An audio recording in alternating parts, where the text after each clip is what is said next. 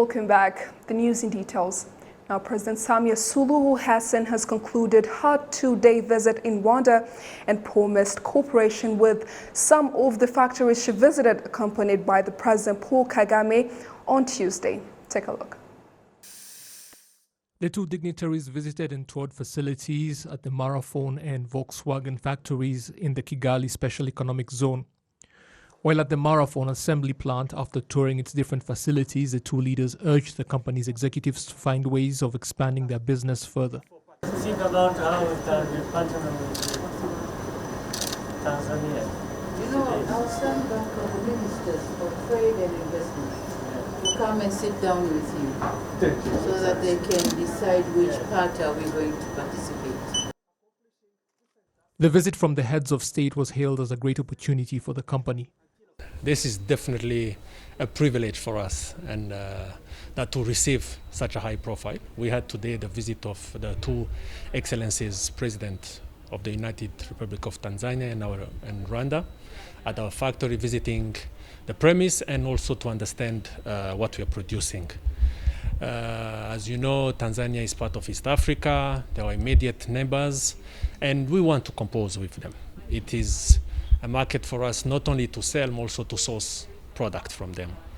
So to have such an opportunity to have the two head of states visiting our factory is really for us a blessing, in a sense that it shows that they are supporting us, they are accompanying us in this journey, and also it shows to the public as well that such an initiative, being a true African initiative, it has a strong identity that we should all support.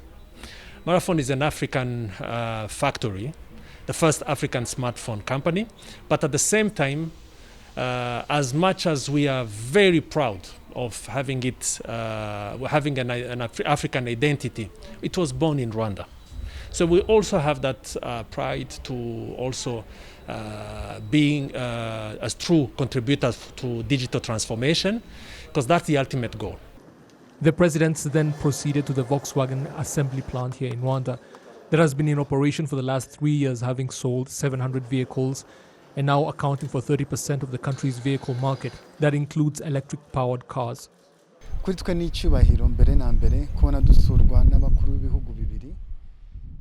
We are honored that two heads of state have visited our facility. And this is an opportunity as well because we want to expand our market and work with other countries. So the visit from Her Excellency the President of Tanzania is a great opportunity. This will also help to strengthen our cooperation with them because the things we use to assemble the vehicles come through the port of Dar es Salaam anyway.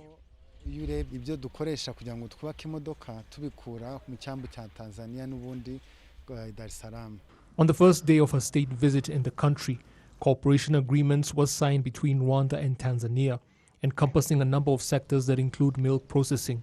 Inyanja Industries was another factory visited by the two heads of state, and the company's executives have confirmed that they are looking to expand their operations into Tanzania and beyond. We have been expanding and there are more countries we want to get a foothold in, including Tanzania, and we are going to put a lot of effort in that. People there love our products and we want to increase the distribution significantly to cover all areas of the country. We also want to expand to all African countries and into Asia because our products are well known and have international certificates. So much so we are confident we can compete internationally beyond Africa.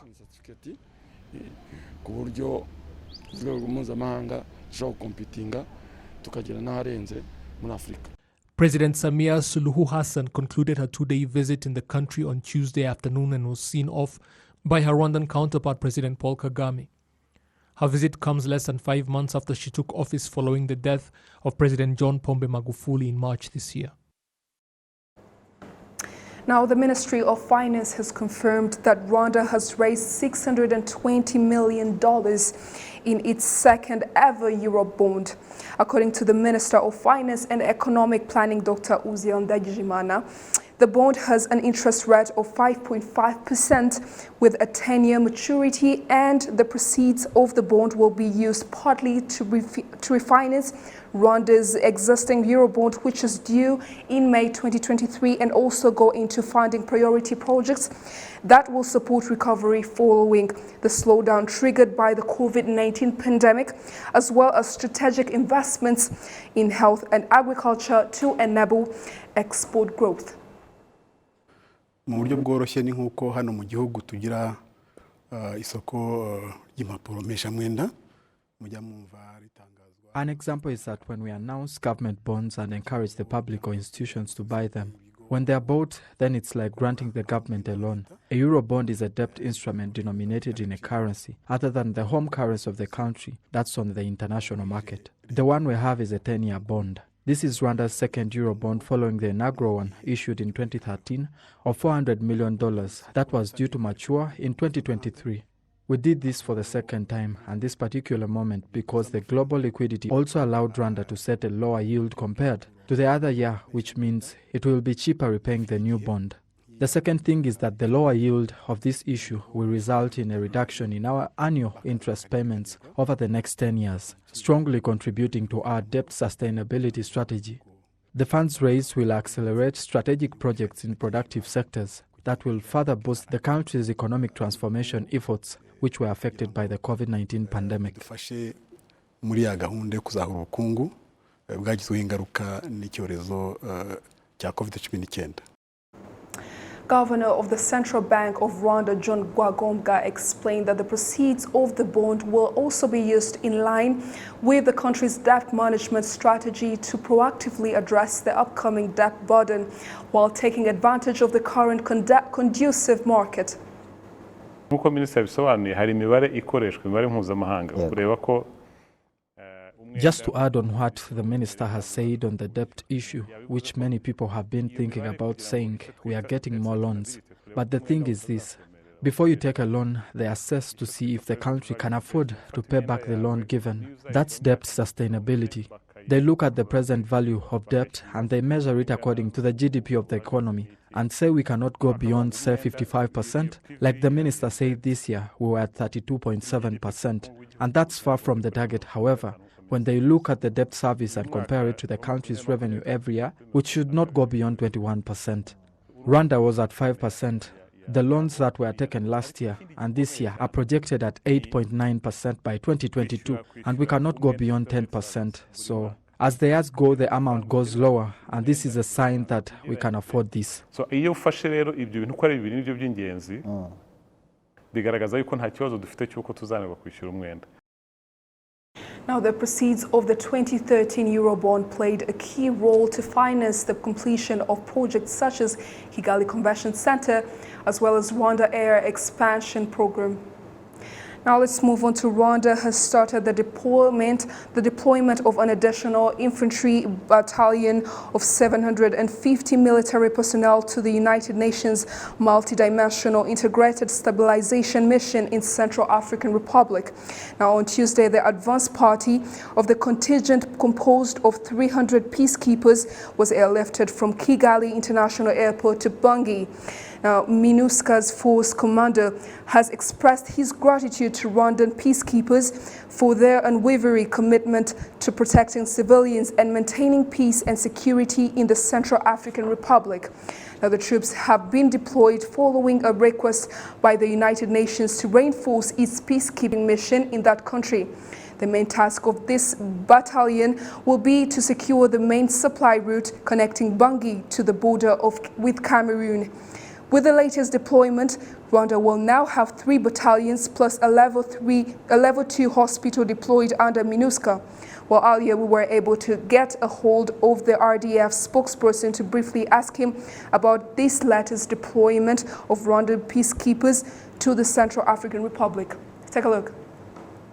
We begin by asking what this deployment of another RDF battalion means for the peacekeeping efforts in the Central African Republic. Yeah, so this additional battalion was deployed on the request by the United Nations to complement or reinforce the existing battalions. We already have 2 battalions there, And so they wanted us to deploy another one so that we consolidate the efforts there that we have already achieved. So it's basically just to reinforce. And how do these peacekeeping deployments abroad help the RDF to continue building itself up as a professional military apparatus? Well, deployment is supposed to be for the purpose of protecting civilians. So we are doing what we're supposed to do, and so we are achieving our mission. So it's helping us achieve what we plan to do to begin with. And my final question, with Rwanda's commitment to helping with peacekeeping efforts in other countries, what sort of message do you believe these sorts of missions send pertaining to efforts by Rwanda's leadership to encourage Africans to help each other to address their own challenges? Yeah, these are African solutions to African problems. So we want to send a message to other countries to do the same. So this is just an example of what we are supposed to do.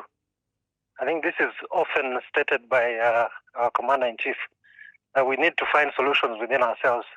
And I think the RDF is doing that. Colonel, thank you so much for taking the time to speak to Rwanda Television. Thank you very much. Well, the Committee on Economic Development and Finance in the Senate says that one of the reasons to why companies do not have a good report is due to the fact that some government agencies do not comply with the law in the implementation of the national budget and resources. The report of the Committee on Economic Development and Finance in the Senate was completed on June 30th, 2020, showing a general picture of the problems identified by the progressive steps in the management of public finances and resources and advising on management. In an in-depth analysis, the chairperson of the Commission, Nkusi Juvenal, outlines the nature of the reports that have been released to the government agencies, mainly due to non-compliance. In terms of law enforcement, 30 projects have received unqualified law opinion, but 27 have received qualified law opinion, while 6 have received adverse law opinion.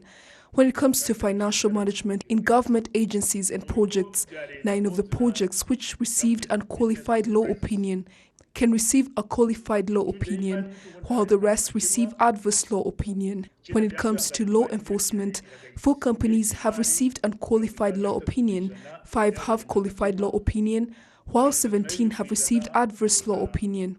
In ministries too, in terms of finances, 53% have received unqualified law opinion, 32% have received qualified law opinion, and 15% received adverse law opinion. In terms of law enforcement, 32% have received unqualified law opinion, 38% have qualified law opinion, and 30% adverse law opinion. This means that more focus should be put in complying with the public procurement law.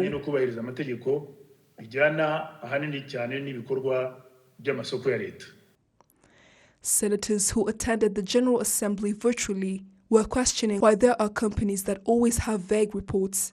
I wonder if the Commission had analyzed the advice given in the 3-year comparative report they had given us.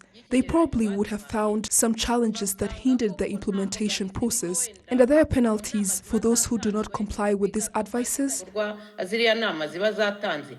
The chairperson of the Committee on Economic Development and Finance in the Senate, Nkusi Juvenal, says that although some institutions are still weak in financial management, there is hope that they will improve at some point. After discussions on the issues, we pointed out that the government continues to prioritize transparency, improved management, and efficient use of public finances and resources, as working in transparency reduces the risk of potential mistakes. It would be a huge step towards solving the issue of poor financial management, hence achieving better results. We should aim for that and not be discouraged.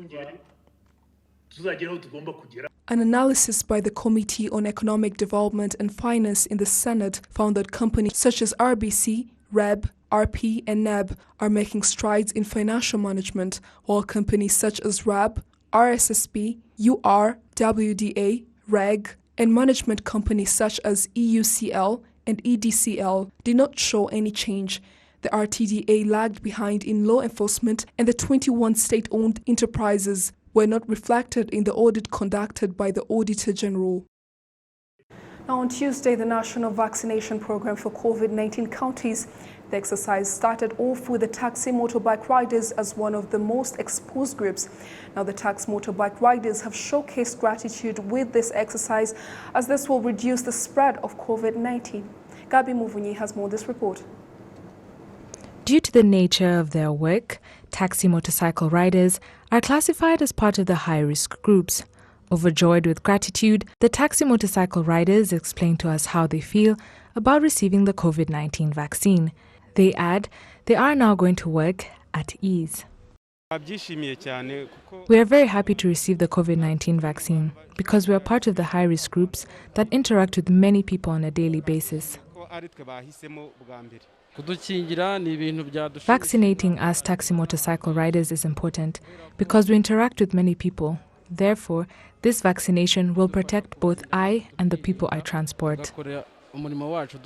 As the taxi motorcycle riders receive their COVID-19 vaccine, some of the passengers in the city of Kigali accord, saying the taxi motorcycle riders should be vaccinated because they transport a large number of passengers on a daily basis. The government is like a parent to us. It is important that they're vaccinating them because it is helping them in their work as well as building their immunity.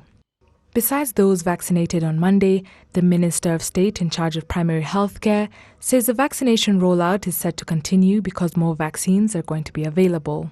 The vaccines are available because we're going to receive 3.5 million vaccines. The vaccines we have now can be administered to at least 200,000 people. We believe by the end of September, we will have those 3 million doses.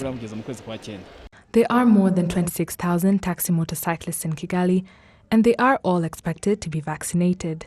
Gabi Muvunyi, reporting for RTV. Thank you, Gabi, for that report. Now, administrators from Kent State University in the United States have observed that a visit to the Kigali Genocide Memorial is going to further help them in their research on peace building and conflict resolution. Gloria Motesi continues. When they arrived at the Kigali Genocide Memorial located at Gisozi, the Kent State University administrators laid a wreath at the graves of the genocide victims buried there. They were then given explanations about the history of Rwanda before, during, and after the 1994 genocide against the Tutsi. The head of the delegation spoke on the significance of the visit. Education aims at building peace.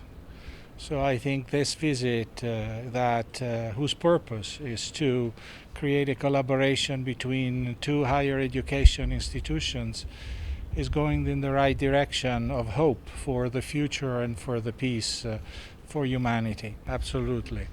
I am personally an historian, a professor of history, and I think that history, if taught and learned in the right way, is the best medicine against episodes such as the genocide of Rwanda. So I'm a firm believer in education and a firm believer in education across cultures. Professor Neil Cooper, the director of the School of Peace and Conflict Studies at the university, said he had benefited greatly from studying the history of the 1994 genocide against the Tutsi and stressed that in the process of building peace in the world, people should pay special attention to learn a lesson from history that leads to conflict to build the future. Need to be sensitive to the much longer history that leads to conflict going back sometimes centuries. And that, I think, also leads us to be sensitive to the questions around what are we doing today that will have, similar impacts either for conflict or for peace many generations in the future. So that's the first thing. The acting vice-chancellor of the University of Rwanda in charge of strategic planning and institutional advancement, Dr. Papias Musafiri, assures that the cooperation between these universities and Rwanda will not only help in research, but also in the exchange of cultures based on history and to develop those values. Tugira ingendoshuri z'abanyeshuri babo baza hano mu Rwanda We have school trips during which their students come to Rwanda and partner in research activities and also learn about such history. So the fact that they came here and started here is because we feel that our partnership is not only based on lessons and research, but also on sharing our history and culture with theirs as Americans. The University of Rwanda has a partnership with Kent State University, which is based on teaching, research, student and faculty exchange programs. As part of the partnership between Rwanda and Kent State University, a project is underway to build a center that will assist in these various educational and research activities.